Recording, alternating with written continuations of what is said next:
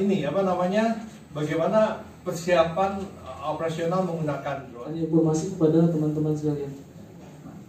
Mobil ini kita ada identifikasi nanti rencana setiap drone punya nomor, kayak plat nomor.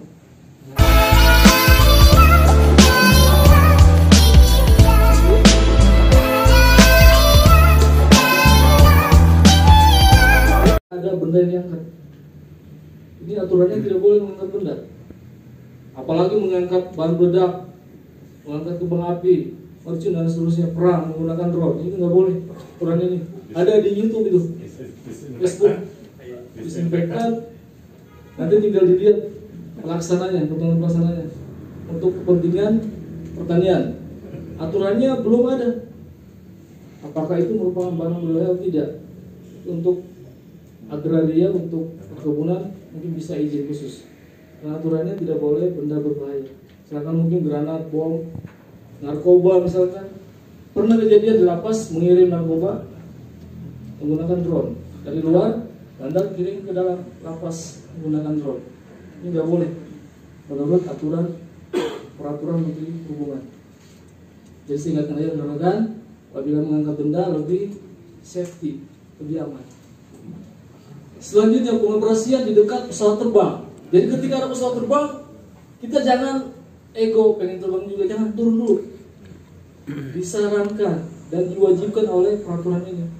Ini pernah kejadian sering terbang di yang ada air mancur, Antapani. Itu paling sering lewat pesawat.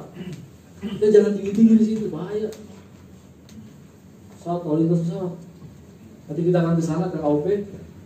Jadi kita utamakan pesawat terbang, apakah pesawat komersil ataupun mungkin helikopter. Ini di Jakarta paling sering. Di Jakarta itu mohon maaf, mungkin bagi teman-teman yang sudah sering, kita cuma melihat pesawat dan helikopter, udah itu terbang lagi.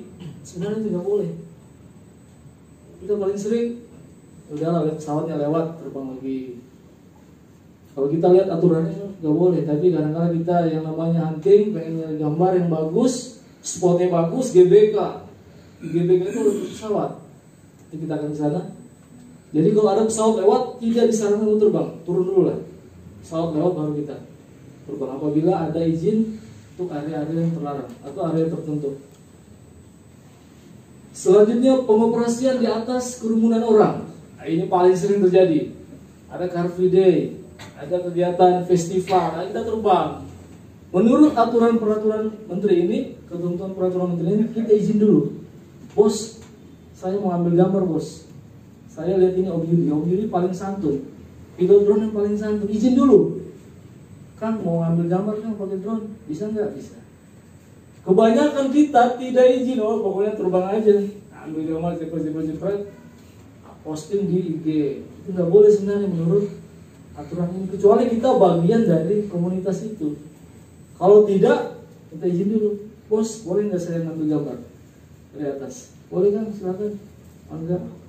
Ini saya dapat alami Om Dudi. Om Dudi paling santun, suka izin. Kalau saya kadang-kadang mohon maaf, terbang dulu. Setelah tahu ini, wah ini saya salah nih. Saya harus ubah kebiasaan saya, harus lebih santun dalam mengoperasikan pesawat udara kapal laut. Ada yang mengajukan dari komersil diproses tanpa sesuai dengan SOP yang sudah ditentukan sampai saat ini belum ada. Case per case nanti ada, coba filenya saya bukain sebentar, punya Om Gemilang. Tidak terdaftar di negara manapun. Kita sudah daftar Singapura, Malaysia, ini daftar kan Indonesia nggak boleh lagi. Sekali saya daftar. Dimiliki oleh WNI. Jadi kalau orang bule mau beli, jangan nama dia. Misalnya ada rekanan dari luar negeri, pengen beli drone, nama kita aja, KTP kita. Secara de facto punya dia, tapi secara de jure nama kita. Kalau nama dia nggak boleh. Sertifikasi pesawat atas nama orang asing nggak boleh. Apabila dimiliki oleh orang asing, harus melibatkan orang Indonesia. Jangan sampai orang asing masuk bikin video tentang Bali, indah Indonesia, ingin pengen terbang sendiri, nggak boleh. Harus yang tersertifikasi orang Indonesia WNI. Melampirkan bukti pembelian, kwitansi. Jadi kalau yang second gimana Pak? Yang second minta surat perjanjian jual beli. Saya beli dari si A, dia belinya tahun 2015, sekarang dia jual 5 juta, dia ganti baru. Ada bukti. Beratnya tidak lebih dari 250 gram.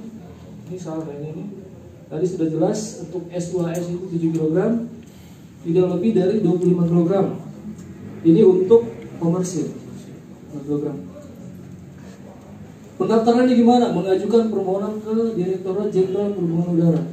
Melampirkan tadi bukti pembelian, asuransi, bagaimana manajemen resikonya, pengoperasian, emergensinya gimana, tiba-tiba kehilangan kontak gimana, prosedur emergensinya, apakah diturunkan, didaratkan, atau seperti apa, harus ada. Berlakunya kapan? 3 tahun, tapi ini belum berjalan, belum ada yang dikeluarkan sertifikat registrasi small UAS, ini belum berjalan. Hanya informasi kepada teman-teman sekalian. Mobil kita ada identifikasi, nanti rencana setiap drone punya nomor, kayak plat nomor, ya kan, register berapa, ketahuan ternyata punya Om Hendy. Om Hendy adanya di mana? Di Cianjur. Ini rencana ke depan. Sementara lagi digodok oleh Direktorat Jenderal Perhubungan Udara, Kapten Medi. Pengecualian, ini kemarin pengecualian. Jadi bisa mengecualikan aturan tentang kendaraan bergerak di siang hari. Ini tadi saya lupa, pengoperasian di siang hari, daylight operation. Jadi drone itu dioperasikan tentang ruang udaranya. Kalau tadi tentang operasionalnya, yang ini tentang ruang udaranya. Kalau kita bedah lagi, pendahuluan, bagian tentang sistem pesawat udara, pengoperasian dan seterusnya, yang masuk dalam pesawat udara tanpa awak. Ini sama dengan tadi SUAS, menggunakan hukum aerodinamika. Jadi kalau kita bukan orang aerodinamika, pasti bingung kok bisa terangkat pesawat. Ini saya pernah dengar materi dari Om Lukman, ada hukum aerodinamika, lebih kuat, paling-paling protokolnya bisa mengangkat, gaya angkat, akhirnya dia terapung. Ini pelajaran juga dari FASI, ada gaya drag, putaran mesin bisa mengangkat objek. Ini pelajaran dari SMK penerbangan atau sekolah pilot. Saya yakin kita orang hukum ataupun teman-teman lain ekonomi dan seterusnya mungkin belum terlalu dalam memahami tentang aerodinamika. Selanjutnya kawasan udara terlarang, prohibited area. Ini dilarang bersifat permanen. Contohnya di mana? Istana Negara. Jadi saya sarankan teman-teman di Jakarta, udahlah. Saya kemarin pengen terbang di Monas, saya pengen ngambil ujung Monas. Setelah saya baca ini udah batal ya, saya nggak mau lagi. Karena tahu itu daerah terlarang, ada ancaman pidana yang nanti di belakang. Saya kemukakan dulu aturannya, masalah sanksi nanti belakang. Selanjutnya kawasan udara terbatas, restricted area, kawasan militer, objek vital nasional dan seterusnya. Jadi sekarang saya karena tahu aturannya agak-agak ini, agak-agak ngerem. Rem kemana? Sini. Iya. Saya mendingan ke luar kota aja, Ciwidey, Pangalengan, terus daerah-daerah yang uncontrolled space area. Keselamatan, kawasan keselamatan di wilayah daratan atau perairan untuk kegiatan operasi penerbangan. Ada terbang pesawat, helikopter, ada notam, ada izin. Kita mikir-mikir dulu lah, jangan terbang. Menurut saya gitu. Kita cari alasan keamanan. Kontrol airspace, inilah yang diatur oleh namanya Air Traffic Control (ATC). Mengapa kita harus mengurus notam? Karena yang mengatur lalu lintas udara adalah ATC. Kita ingin terbang di Bandung. Bandung ini masuk dalam, mohon maaf, KKOP Bandara Hussein. Agak ke selatan dikit masuk dalam wilayah Lanut Sulaiman. Harus izin notam. Ini menurut aturan. Jadi saya sampaikan aturannya aja. Nanti untuk pelaksanaan di lapangan saya kembalikan kepada teman-teman. Tahun 1 miliar. Jadi kalau terbang saya agak-agak nyingkir daerah-daerah di luar KKOP yang namanya uncontrolled space area, di luar dari jalur penerbangan. Berada di bandara membuat halangan obstacle, membahayakan keselamatan penerbangan. Sanksinya 3 tahun. Jadi kalau ada yang ngajak terbang kemarin lagi, mohon maaf, ada yang ngajak terbang teman di mana, di dekat Bandara Hussein, pengen ngambil aerial view. Ada teman, saya nggak sebut namanya lah, teman kita, oh ini bahaya, dari saya nggak mau ngomong lah. Parulian. Aing deui, aing. Pengen moto ini ya, Sinaraga. Bahaya. Terakhir, tentang Peraturan Perhubungan Nomor 111/2018 tentang pelayanan informasi aeronautika. Inilah namanya NOTAM. Kalau sering teman-teman dengar NOTAM, ini NOTAM. Pemberitahuan disampaikan melalui media telekomunikasi. Ada sesuatu di jalur penerbangan. 17.175.205. Apa isinya? Salah satunya adalah informasi kegiatan berbahaya yang berpengaruh pada navigasi penerbangan. Jadi keluaran NOTAM itu banyak catatan penerbangan. Apakah ada letusan gunung berapi, ada gangguan penerbangan. Salah satunya ini kegiatan berbahaya. Jadi drone ini dianggap sebagai kegiatan berbahaya apabila tanpa adanya izin yang sampai dia lebih dari ketinggian maksimal. Jadi wajib mengurus NOTAM. Urusnya kemana? Ke Airnav. Di sini Airnav di bandara, bandara terdekat ada ATC, Air Traffic Control, ngurus NOTAM. Tujuannya apa? Untuk mengingatkan pilot-pilot pesawat komersil bahwa ada kegiatan komunitas drone di daerah Bandung, koordinat sekian, pada jam sekian, ketinggian sekian. Jadi ini lebih ke informasi aeronautikal, namanya NOTAM ini. Memberitahukan kepada pengguna udara, oh daerah ini ada pengoperasian drone, pukul sekian, jam sekian, ketinggian sekian, koordinat sekian. Jadi bisa lebih hati-hati. Itulah NOTAM. Jadi Peraturan Menteri Perhubungan Nomor 111/2018. Jadi bagi teman-teman yang ingin copy aturan yang 3 dari 4, silakan saya nanti saya share juga aturannya. Kita sama-sama belajar. Jadi maksud saya di sini untuk mengangkat materi ini bukan untuk menggurui teman-teman sekalian. Nah, saya juga orang baru di drone, hanya untuk sebagai mengingatkan sesama komunitas drone. Kalau satu orang berbuat kejadian, pasti semua dicap stigma negatif. Satu buat salah di Bandung, ada crash, semua dilarang. Bisa-bisa ada operasi drone nanti. Jadi saya saling mengingatkan. Jadi kita jangan merasa hebat sendiri. Mari kita bersama-sama membangun drone. Saya suka drone karena saya suka aerial foto yang akan disampaikan oleh Opuki. Jadi saya mempunyai kewajiban moral sebagai dosen untuk memberikan sosialisasi atau penyuluhan tentang PMK ulangi peraturan perhubungan ini. Karena saya juga merupakan penggemar dari UAS drone. Saat lagi saya akan menyampaikan bagaimana persiapan operasional menggunakan drone. Mungkin sudah paham, tapi saya lebih cenderung mengulangi dan mengingatkan. Terakhir nanti dari praktisi, siapa yang nggak kenal Omuki di Bandung, saya boleh katakan nomor 1 lah. Ini memang smart baterai ya, peralatan drone kita tuh untuk yang jenis DJI ya. Mulai dari SPA, mulai dari Mavic, mulai dari Inspire, mulai dari Phantom, itu semua smart baterai. Kita bisa setting, udah habis itu bisa pulang sendiri. Tapi tetap untuk kehati-hatian kita setting di saya sendiri ini menyarankan di 30%. 30% itu kasih notifikasi bahwa oh ini baterai udah 30%, sehingga kita hati-hati udah mendekat ke arah kita pulang, atau boleh masih dimainkan sampai 20% tapi drone-nya udah dekat. Itu saran saya sebagai pengalaman di lapangan. Atur ketinggian RTH tuh gini. Drone kita tuh udah smart, udah pintar. Ini gedung. Kita main di depan. Ini nggak ngelihat aturan ya. Saya lagi menjelaskan tentang ketinggian RTH.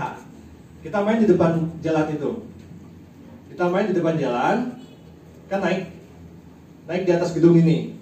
Lalu terbanglah ke belakang gedung ini karena di sana ada objek yang bagus akan kita foto. Nah, yang dimaksud atur ketinggian RTH ini apabila baterai habis, kan itu kita set RTH return to home, kembali ke tempat kita take off. Bisa dipahami sampai sini? Nah, jika atur ketinggian RTH-nya nggak diatur, ketika baterai habis dia langsung pulang dalam keadaan lurus. Ketika di sini ada gedung, dia bisa nabrak gedung. Karena pulangnya dia nggak mikir di sini ada gedung tinggi. Sehingga ketika sebelum pergi, kita mikir dulu ini gedung tingginya berapa? Oh, 50 meter. Atur ketinggian RTH di 50. Jadi ketika di sana baterai habis, naik dulu 50, pulang, baru turun. Nah, itu yang disebut RTH diatur. Sampai sini bisa dipahami. Nanti prakteknya setelah ini kita tentukan kapan kita hunting bareng ya. Banyak yang itu nggak paham. Pergi ke sana, di sana ada tower. Dia nggak mikir tower ketinggiannya berapa, pulangnya nabrak. Seperti itu. Ini atur ketinggian RTH. Cek memory card kamera. Tidak bisa dipungkiri bahwa kepentingan drone kita itu nggak lepas dari yang namanya foto dan video. Alat untuk merekam, menyimpan foto dan video kita adalah di memory card. Mungkin zaman dulu itu drone kegunaannya untuk mata-mata, untuk militer. Tapi sejak 2012 ke sini drone digunakan untuk kepentingan foto dan video, kamera, mempunyai kemampuan kamera yang bagus. Sehingga ketika kita mempunyai rencana untuk menerbangkan drone, termasuk juga ini yang diperhatikan memory card sudah dalam keadaan kosong, sudah dalam keadaan baik, dan memory card juga ada umurnya. Berapa kali dia merekam itu sebaiknya dibatasi. Kalau saya sih untuk pekerjaan ya, udah kira-kira 50 kali merekam itu saya udah simpan dan saya mengganti memory card baru, walaupun secara fisik masih bagus. Mungkin nanti digunakan oleh hobi yang ada kerjaan. Kalau kerjaan saya selalu menggunakan memory card yang ya kira-kira kerjaannya worth it lah, beli memory card baru mah nggak masalah. Daripada kerjaannya bagus tapi pakai memory card bekas yang udah 50 kali pakai, ini resiko tinggi. Bisa nggak kebaca atau bisa nggak ngerekam dan sebagainya. Ini pengalaman. Next, lakukan kalibrasi kompas. Untuk smart drone yang saat ini itu boleh jadi tidak usah dikalibrasi, udah langsung mendetek GPS di mana kita bisa menerbangkan pesawat drone kita.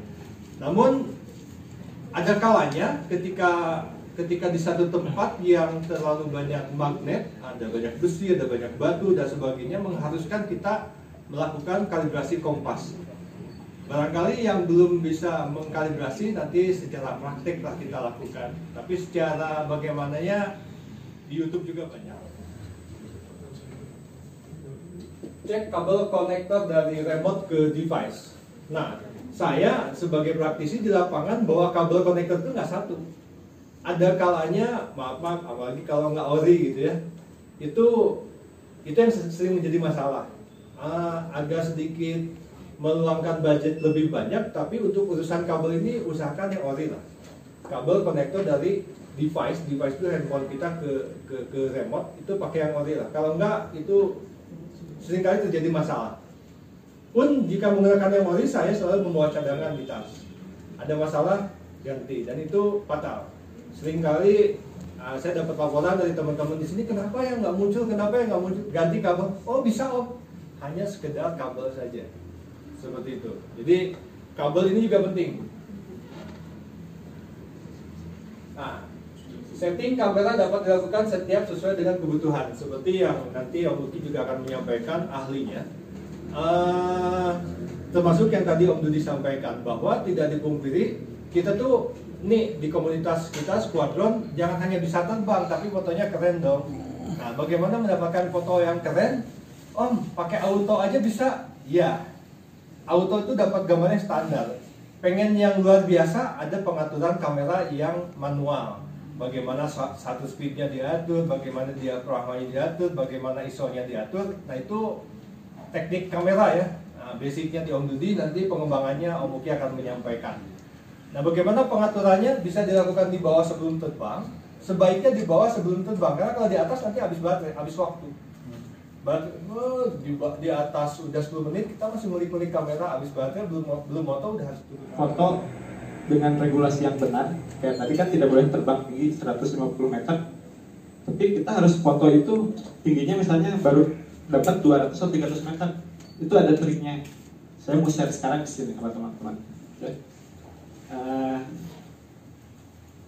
Ini tadi ya udah sama Om Yudi, kita lewat aja. Fotografi adalah Definisi sebagai suatu pandangan dari sebuah benda dari atas atau seolah-olah penglihatan dari seekor burung. Ini definisinya. Ini lewat aja teorinya. Kenapa Proudhon menginginkan objek terlihat lebih luas atau memperlihatkan sebuah objek dan lingkungan dengan kondisi yang sangat jelas atau terlalu banyak orang. Contohnya mungkin gini. Ini saya gambar punya Om Dudi ya, buat menjelaskan aja. Ini kalau di bawah dari kamera darat kita melihatin itu kira-kira sedang apa gitu ya. Terus ini kira-kira itu tentang apa nih? Sedang melakukan apa? Penggusuran ya. Nah, ini masih contohnya. Kegiatannya beberapa orang sedang mau menghancurkan itu bangunan. Nah, kalau dengan drone itu yang tadi 3 itu kita bisa ambil dalam satu foto dan menceritakannya semua ada di sini. Ya, ini posisinya kelihatan lagi di mana, orangnya berapa banyak, yang menghancurkan yang tadi lagi ngangkut-ngangkut, terus ada alatnya juga. Ini salah satu fungsi kenapa kita harus memotret menggunakan aerial view atau drone. Ini jenis-jenis drone-nya. Ya, teman-teman udah pada tahu digunakan untuk apa. Secara teori ini komersial kita belum berminyakan dan sebagainya. Dan kita berada di sini untuk hobi fotografi. Lanjut, ini udah dijelaskan sama Om Yudi tadi. Nah, sekarang mungkin tadi dari Om Rahman pernah menjelaskan tentang apa ya, KKOP Om ya.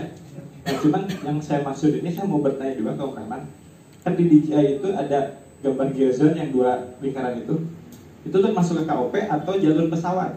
Saya belum lihat. Nah, nantian kita lihat nih. Ini videonya. Sorry. Ini videonya. Berapa ya? Video geozone. Saya manual aja.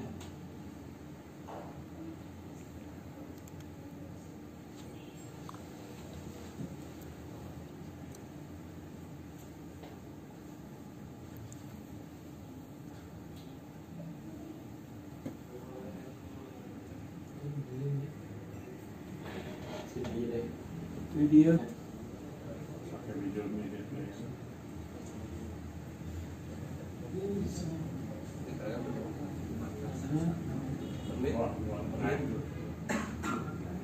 Durasi aja ya, durasi aja.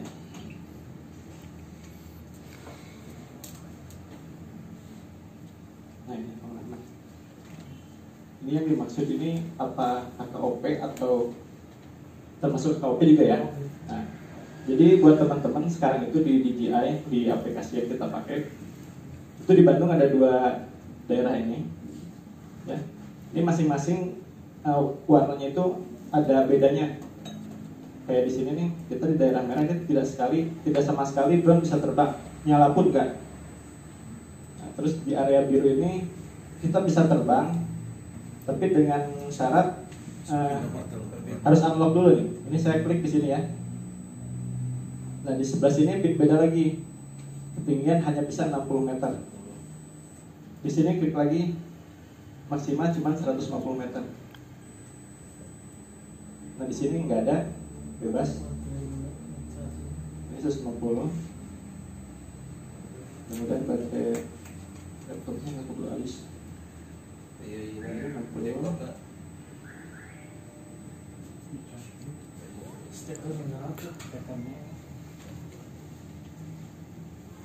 Masuk tuh, udah masuk. Nah, itu ya, itu buat yang geozone. Tadi saya cuma menambahkan aja bahwa di drone kita sekarang ada itu, dan udah update Om ya? yang itu drone-nya harus update. Kalau yang dulu itu masih bulat. Nah, sementara ini saya kan baru tahu apa ada regulasi. Ini pertama kali saya mengikuti acara sama Om Rahman tadi ya, ada baru tahu, oh ini ternyata nggak boleh daerah sini kayak gini, ada aturannya, ada dendanya. Nah, termasuk nanti salah satu video saya itu ada suatu tempat emang sepertinya tidak boleh terbang. Dan waktu itu pun saya terbangnya ditemenin Om Rahman. Om Rahmannya juga belum sertifikasi. Kita terbang di Jakarta bareng. Tapi buat saya dijadiin sampel buat ngasih tahu teman-teman biar nggak ngulangin dan itu ada mungkin ada solusinya ya, yang tadi saya bilang itu cara ambil gambar tapi tidak harus terbang tinggi. Semangat ya. Figuran dulu. Fotonya cakep-cakep semua. Ini yang tadi ya.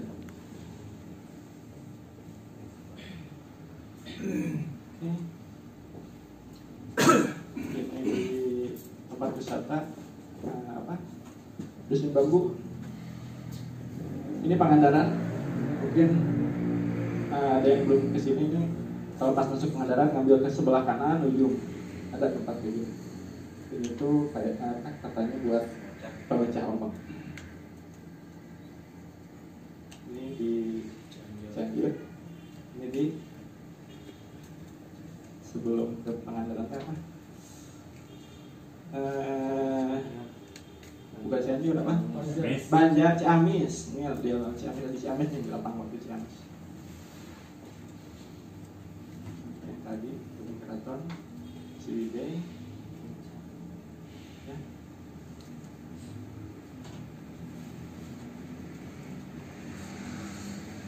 Ini foto-foto momen.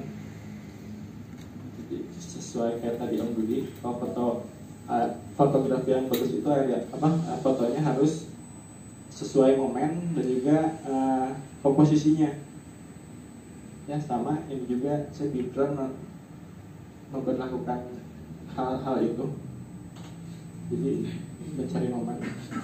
Ini foto ini pas lagi Idul Fitri.